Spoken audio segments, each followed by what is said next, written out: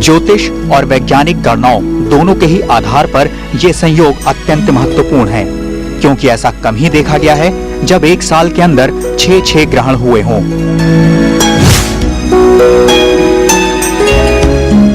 वैज्ञानिक गणनाओं के आधार पर 18 साल और 18 दिन की समयावधि में 41 सूर्य ग्रहण और 29 चंद्र ग्रहण होते हैं, जबकि एक साल में 5 सूर्य ग्रहण और 2 चंद्र ग्रहण तक हो सकते हैं और एक साल में 2 ग्रहण होने निश्चित हैं। और अगर किसी साल में सिर्फ 2 ही ग्रहण होंगे तो वो सूर्य ग्रहण ही होंगे। खगोल शास्त्रों के मुताबिक एक साल में 7 ग्रहण तक हो सकते हैं, लेकिन ऐसा संयोग बेहद ही कम बनता है जब एक साल में 4 से ज्यादा ग्रहण हो। और साल 2011 इस बड़े संयोग का गवाह बन रहा है, जब एक ही साल में पड़ रहे हैं 6 सूर्य और चंद्र ग्रहण। साल 2011 में पहला ग्रहण 4 जनवरी को पड़ा था, जो सूर्य ग्रहण था।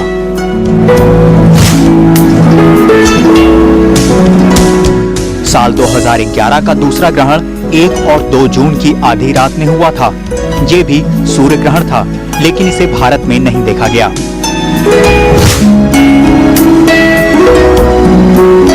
साल 2011 का तीसरा ग्रहण आने वाले 15 जून को है। ये ग्रहण 15 जून की आधी रात को 11:51 से शुरू होगा और तड़के 3:35 तक रहेगा। ये ग्रहण भारत में लगभग 3 घंटे और 40 मिनट तक रहेगा।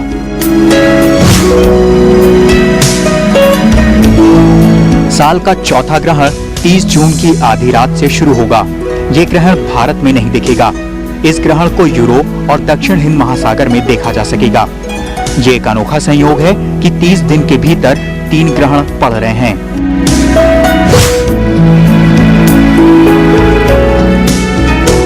साल का 5वां ग्रहण होगा 25 नवंबर को, जो कि एक सूर्य ग्रहण होगा।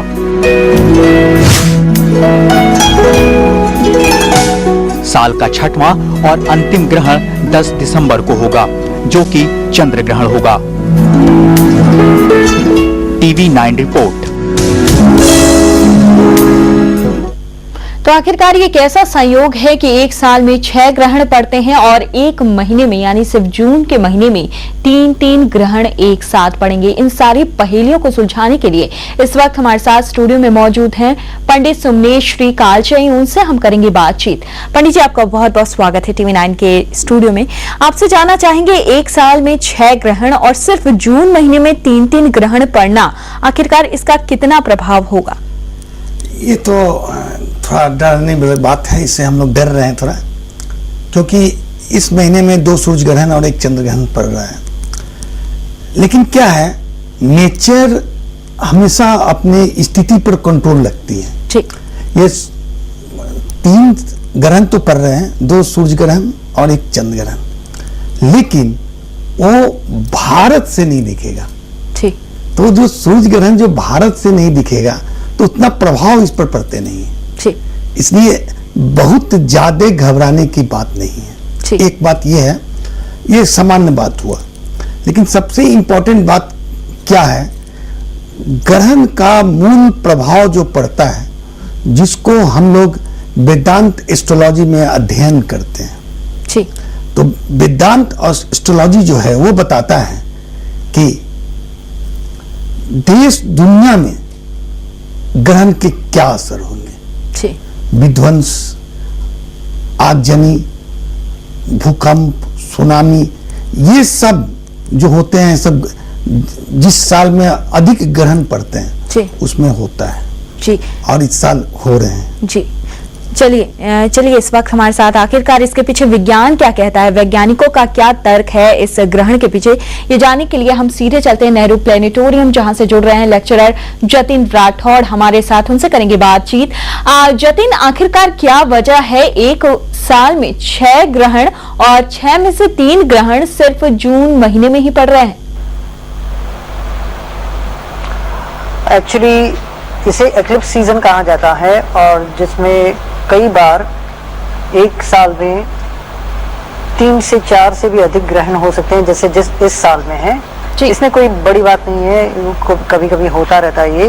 ये इस कारण होता है कि पृथ्वी की जो घूमने की कक्षा है, या तो पृथ्वी पर से देखने पर सूर्य की जो कक्षा है, जिसे हम एक्लिप्टिक या तो क्रांति वृत्त कहते हैं, उससे जब चंद्र बहुत नजदीक से निकलता है तब ये ग्रहण होते हैं।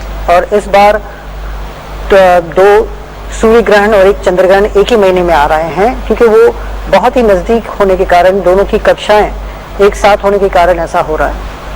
जी, कक्षाएं नजदीक होने के कारण ऐसा हो रहा है। जतिन, यहाँ पर विज्ञान क्या कहता है? एक साल में 6 ग्रहण आ रहे हैं, एक महीने में 3 ग्रहण आ रहे हैं। ऐसी स्थिति में भारत से क्या ये ग्रहण देखे जा सकते हैं?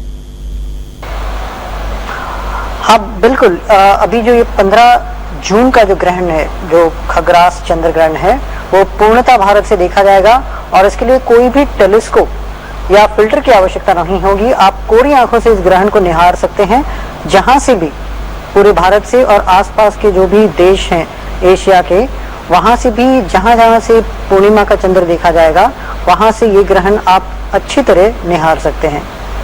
जी, भारत से अच्छी तरह ये खग्रास चंद्र ग्रहण देखा जाएगा। जतिन, आप हमारे साथ बने रहिए। इस वक्त पंडित सुमनेश श्री कालजयी भी हमारे साथ मौजूद हैं।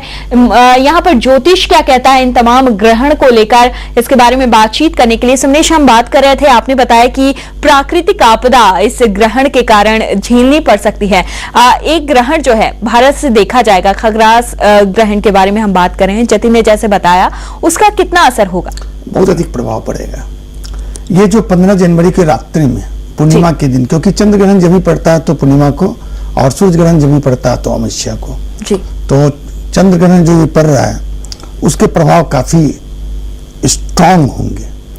और ये ग्रहण जो शुरू हो रहा है, एस्ट्रोलॉजिकली देखेंगे तो ज्येष्ठा नक्षत्र वृश्चिक राशि में यह आरंभ होगा और मूल नक्षत्र धनु राशि में समाप्त होगा। जी, ये तो बात हुई तमाम राशियों की, तमाम ज्योतिष क्या कहता है उसके बारे में सुमनेश जी। लेकिन यहाँ पर तमाम लोग काफी डरे भी रहते हैं, अंधविश्वास बहुत फैला है इन तमाम ग्रहणों को लेकर। डरने की जरूरत नहीं है जी। लेकिन समझने की जरूरत है। हमारे बॉडी में 80% वाटर कंटेंट करता है। जी, हम साइंस के नजदीक पहुंचने की कोशिश करते हैं। 80% वाटर कंटेंट करता है और हम लोग सभी जानते हैं कि चंद्रमा पृथ्वी को प्रभावित करता है, हाई टाइड होते हैं, ये सब चंद्रमा के कारण होते हैं। जब चंद्रमा इस धरती पर मौजूद 76% वाटर को, जो पूरी धरती में फैले हुए हैं, उसको प्रभावित कर सकता है, तो निश्चित रूप से हमारे बॉडी के 80% जो वाटर कंटेंट करता है उसको प्रभावित करेगा। जी, चलिए आखिरकार वैज्ञानिक रिसर्च क्या कहती है इस पर, ये जानने के लिए हमारे सीधे चलते हैं जतिन राठौर के पास।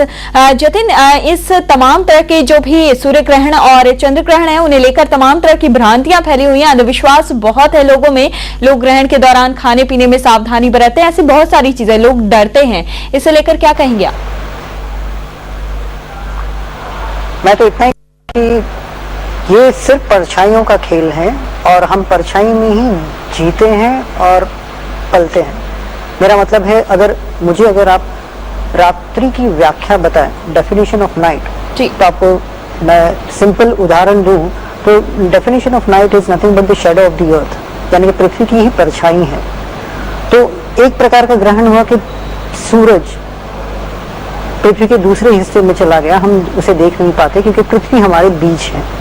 तो एक प्रकार का ग्रहण हुआ। हमारी परछाई चलते हुए रास्ते पर चलते हुए कभी कभी किसी और पर पड़ती हैं, किसी की हमारे पर पड़ती हैं, तो इससे कोई नुकसान नहीं होता, ना ही ऐसा, क्योंकि ये तो सिर्फ परछाइयों का खेल है। एक चीज दूसरी चीज के बीच में आ जाती है, तो सिर्फ ग्रहण के कारण किसी का नुकसान होना या किसी को खराब होना मुझे तो नहीं लगता, ना ही विज्ञान मानता है ये बातें। जी, चलिए, मैं तो इतनी ही अपील करूंगा लोगों से। जी जतिन, और हम चलते हैं फिलहाल एक ब्रेक पर। ब्रेक के बाद वापस लौटेंगे और करेंगे इसी मुद्दे पर बात।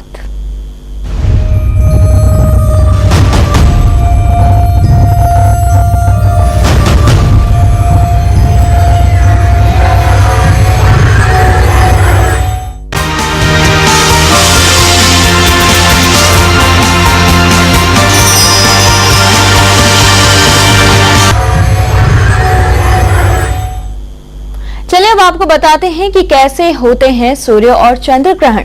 क्या है सूर्य और चंद्र ग्रहण होने के वैज्ञानिक कारण?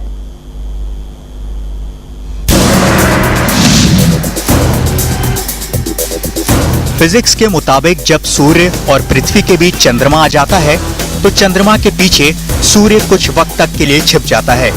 इसी घटना को सूर्य ग्रहण कहते हैं। दरअसल पृथ्वी सूर्य की परिक्रमा करती है और चांद पृथ्वी की परिक्रमा।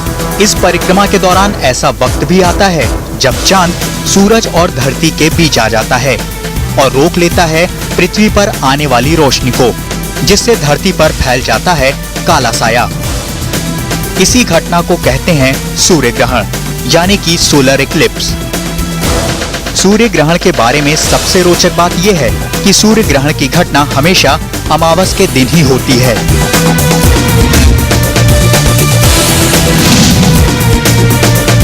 अधिकतर चांद सूरज के कुछ ही हिस्सों को ढकता है। ऐसी स्थिति को खंड ग्रहण कहते हैं, यानी पार्शियल सोलर इक्लिप्स। लेकिन कभी-कभी चांद सूरज को भी पूरी तरह से ढक लेता है। ऐसी स्थिति को पूर्ण ग्रहण यानी टोटल सोलर इक्लिप्स कहते हैं।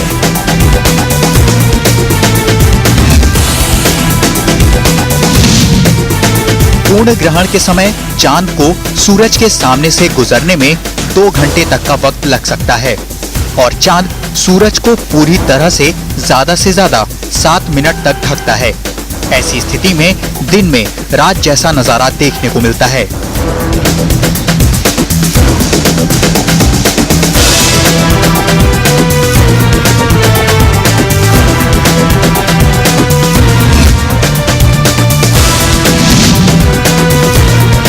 चंद्र ग्रहण में चंद्रमा और सूर्य के बीच पृथ्वी आ जाती है, जिसमें चंद्रमा पृथ्वी की छाया से होकर गुजरता है और ऐसा केवल पूर्णिमा के दिन ही संभव है। इसलिए चंद्र ग्रहण हमेशा पूर्णिमा के दिन ही होता है।